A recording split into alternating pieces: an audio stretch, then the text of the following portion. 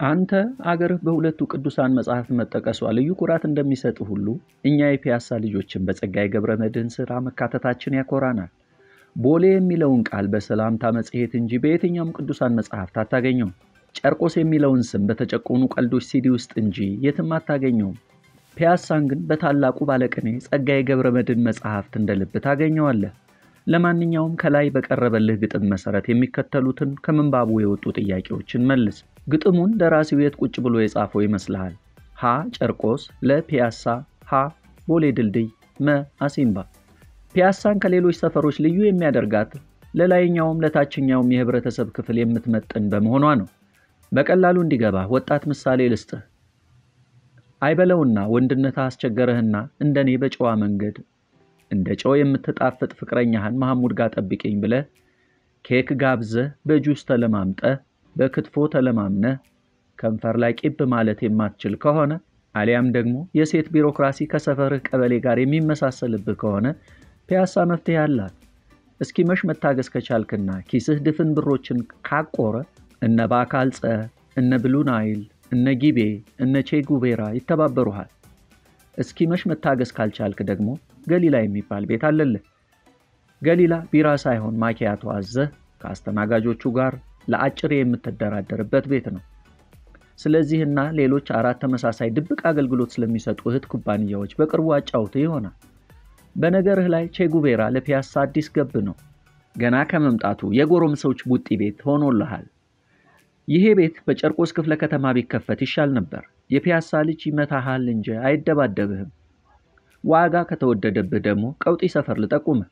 ከትግራይ ሆቴል እስከ ጣይቱ ሆቴል ያለውን መንገድ ታውቀዋለህ? ይህ አጭር ጎዳና የያዘው ረጅም ጉድ በዝርዝር ለመግለጽ እንደ መስቀል አደባባይ ሰፊ ብራና ቢገኝም የሚሞከር አይደለም። በያዘው የሴት አዳሪዎች ብዛት ከምስራቅ አፍሪካ አንደኛ ሳይሆን አይቀርም። ከአዲስ አበባ ግን ከቺቺኒያ ቀጥሎ ሁለተኛ እንደሆነ ስነግርህ ያለ ጥርጥር ነው።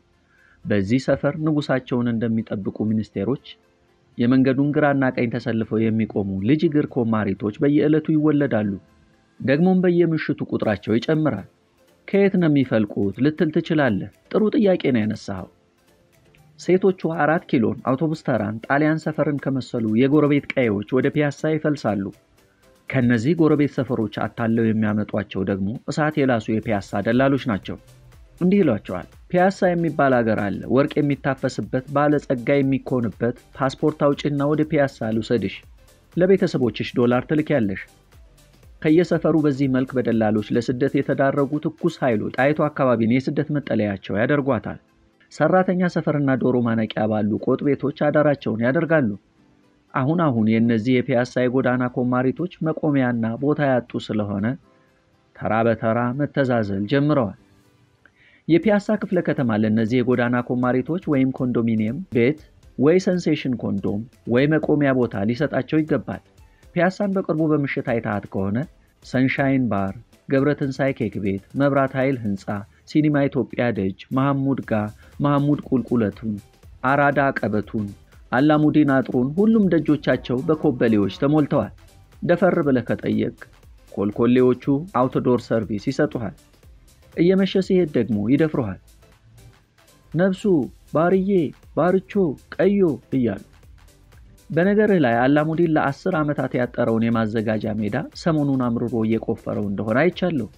የቁፋሬውን ጥልቀትና የወሰደውን ጊዜ በማየት የፒያሳ ጀዝቦች ወርቁ ከአዶላ ሳይሆን ከፒያሳ ነው የሚወጣው እያሉ ይቀልዳሉ። ይህ አላሙዲን ያጠረው ህንፃ ድሮ ወርቅ የእግር ኳስ ተጫዋቾችን ያፈራ ነበር አሉ። እነ መንግስቱ ወርቁን፣ እነ ወርቁ ኪዳኔን፣ እነ ወርቅነሽ ተስፉን አራጋቢ ናት፣ እነ ወርቅነህ ዘውዴን፣ እነ ወርቁ ድንቁን፣ እነ ፍቅሩ ኪዳኔ። የኢትዮጵያ እግር ኳስ የሚገድለውም የሚያነሳውም አላሙዲን ነው የሚል ፒያሳዊ ፍልስፍና በቅርቡ ሰማሁ። እንዴት አልኩ። እንዲህ አሉኝ። እሳት የፒያሳ ልጆች ሼኩ መጫወቻ ሜዳዎችን ለኢንቨስትመንት ይወስድና በምትኩ የውጭ አሰልጣኝ ይቀጥራል። ከዚያ ቡድናችን ጥሩ ይጫወታል፣ ግን የግብ ዕድል የለውም። ችግሩ ምንድነው ተብሎ ሲጠና ተጫዋቾቹ ጎሉ በሌለው ሜዳ ትሬኒንግ እየሰሩ ነው ተባለ። ሼህ አላሙዲን አሰልጣኙን ወስደው ሜዳውን ቢመልሱልን መልካም ሳይሆን አይቀርም። ባንጫወትም የጎል ዕድል ይኖረን ነበር። ሼኩ ቶሎ የፒያሳውን ህንፃ ገንብተው ጥሩ ዣንጥላ መሸጫ ሱቅ በመክፈት የስቴዲየምን ህዝብ ይክሱታል ብዬ አስባለሁ። ምስኪን የስቴዲየም ህዝብ አሁንም ጎል እየጠበቀ ይዘንብበታል። ይሄው ስንት ስፖርተኛ ያፈራ የነበረው የፒያሳ ሜዳ አጥሩ ኮልኮሌዎችን አፈራ እልሃለሁ። ሆኖም ይህ ህንጻ ሲያልቅ ፒያሳ ምን መልክ ይኖራት ይሆን ስላስባለሁ። ፈጣሪ ይህን ሳያሳየኝ እንዳይጠራኝ በርትቼ ጸልያለሁ። የጨዋታችንን ውላ ሲዘኝማ ወደ ትግራይ ሆቴል አካባቢ እንመለስ።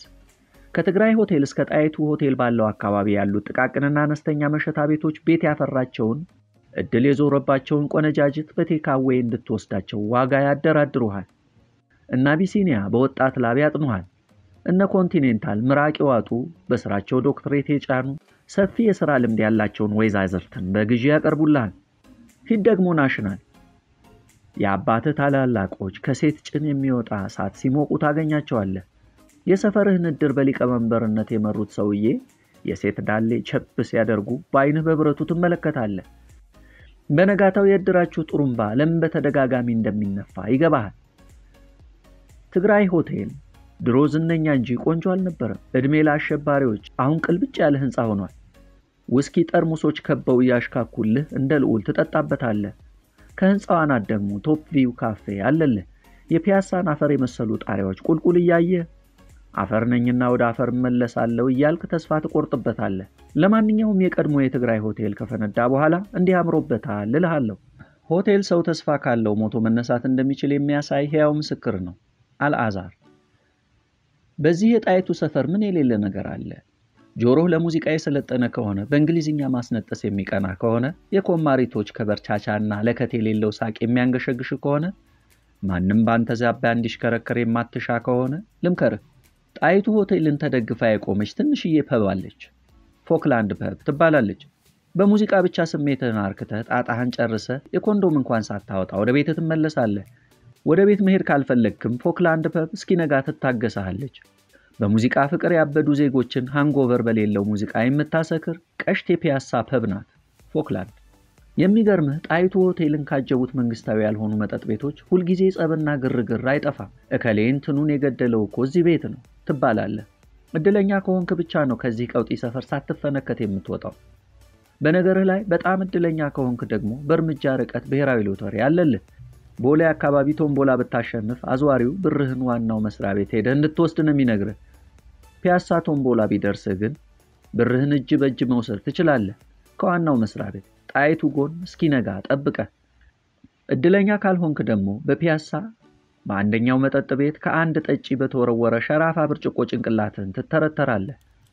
ከብሔራዊ ሎተሪ ፊት ለፊት እድለኛ ያልሆኑ ሰዎችን የሚያጉር የአራዳ ክፍለ ከተማ ፖሊስ ጣቢያ አለልህ። አዳር የተጠቀሙበትን ለሸሌ ያልከፍልም ካሉ ጸረ ሰላም ኃይሎች ጋር ይሆናል። ጠዋት የዋስ መብት ተሰጥቶ አሊያም መንግስታችን የይቅርታ ደብዳቤ ያስፈርሞ ወደ ቤትህ ታመራለህ።